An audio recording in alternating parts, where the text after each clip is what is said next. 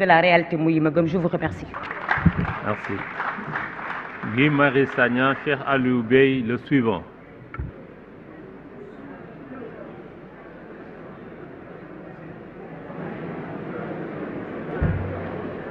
mbokk yi nuyu naa leen.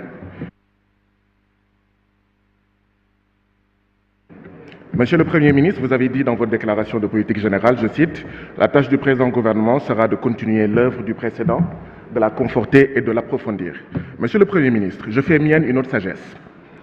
La folie, c'est se comporter de la même manière et s'attendre à un résultat différent. Heureusement, les Sénégalais ne sont pas fous parce qu'ils savent les résultats que nous aurons. Chômage, pauvreté, maladie, émigration irrégulière, etc.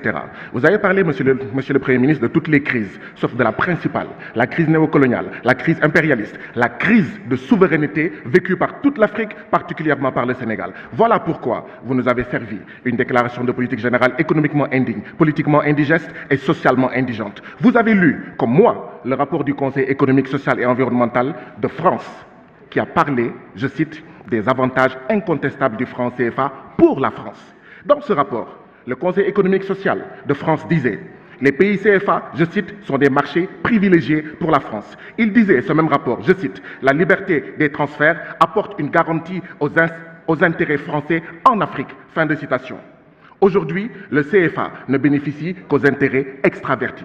Comment osez-vous? Comment osez-vous, monsieur le Premier ministre, dire, je vous le rappelle, ce sont vos propos, je cite, « Le franc CFA est notre monnaie. » Monsieur le Premier ministre, vouloir faire allégeance à la France et être le candidat de la France en 2000 Paris, il y a 2 ou 3 jours de cela, je cite, c'est vos propos, le seul problème entre le Sénégal et la France, c'est qu'il n'y a pas de problème. Nos parents, nos grands-parents, nos arrière-grands-parents, tirailleurs sénégalais, assassinés par centaines en 1944, ici, à Thiaroye, vous écoutent, vous entendent. Les victimes du néocolonialisme français d'hier à aujourd'hui vous entendent et vous regardent, monsieur le Premier ministre. Monsieur le Premier ministre, allégeance à l'impérialisme, le premier problème. Mais il y a un autre problème. Le problème de l'Afrique, c'est aussi des présidents, des ministres, des fonctionnaires milliardaires qui ont détourné, volé l'argent du peuple, le privant de santé, d'édifices, de sécurité, de tout. Or, l'impunité des grands entraîne l'incivisme des petits. Monsieur le Premier ministre, nous n'attendons rien de votre PSE, plan Sénégal emprisonnement, plan Sénégal enchaîné, plan Sénégal exploité. Et Inch'Allah, en 2024, nous allons libérer le Sénégal. Le libérer de la bourgeoisie bureaucratique APR et Benno Bokk Yakaar qui pille ce pays et qui fait piller ce pays par l'impérialisme en général et le français en particulier.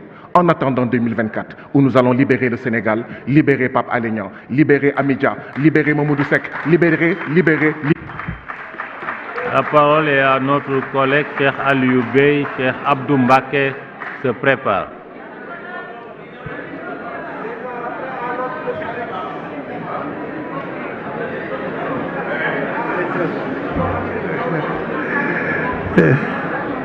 asalaamaaleykum wa rahmatullah mbokk Sénégal ñu ngi leen di nuyu monsieur le ministre et monsieur les ministres ñu ngi leen di nuyu di wax rek ni Sénégal bi nga décrire ak Sénégal bi ñu xam bokkul Sénégal bi ñu xam ñun mooy Sénégal boo xam ne c'est un pays pauvre surendetté moom ngeen ñu fi bàyyil 1 an moo leen fi desee beneen bi aussi mooy Sénégal boo xam ne déficit budgétaire la ak ay besoins de financement donc loolu moo fi nekk leneen li mooy vous êtes une minorité vous êtes à 46% virgule quelque chose face à une majorité il faut les respecter beneen bi mooy la démocratie est malade maanaam démocratie Sénégal dafa feebar par votre gestion clanique basée sur la haine, la violence et l'instrumentalisation de la justice pour kidnapper les libertés, éliminer des opposants politiques à travers des complots odieux, comme ce que vous avez tenté de faire avec le président Ousmane Sonko, ne passera pas. Derrière vous, le risque que le Sénégal encourt est dans l'axe du mal. Intérieur, affaires étrangères, justice. Ils n'ont qu'à assumer les responsables, en plus de vous et de votre président. Votre travail par ce président déstabilisateur et démolisseur des institutions, c'est de déstabiliser la cohésion sociale. Le Sénégal est le ridicule ne tue pas. Si le ridicule devait tuer, il ne brille pas dans du mélan. Heureusement que le lion dort encore. Une politique qui met l'environnement en péril. Tout nga bind ci walu environnement, dégradation des écosystèmes. Lolu nak li nga wax ci walu changement climatique réglé wuko parce que yéen a ngi def exploitation anarchique des mines partout. Chaque année 40 000 hectares le Sénégal di perte par at. Exploitation du pétrole et du gaz offshore.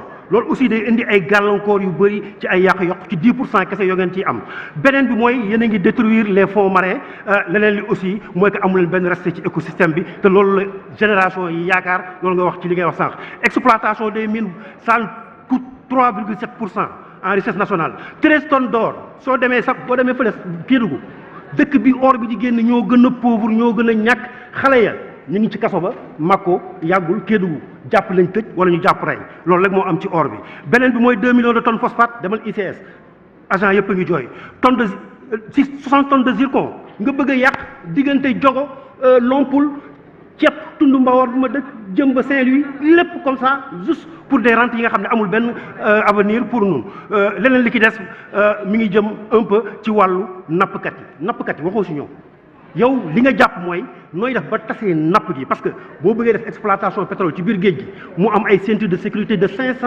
mètres à 1 kilomètre partout gaal yi muy dem nga def contrat pétrolier nga def ay contrat de pêche yoo xamee ne bi nii jaay nga géej gi yépp léegi nag ngeen nga jàkkaarloog nappkat yi ne leen yéen sànku ngeen dem leen uti beneen liggéey loolu du jàll incha allah di ngeen fi jóge en 2024 bu jël réew teg ko ci yoon wa salaam.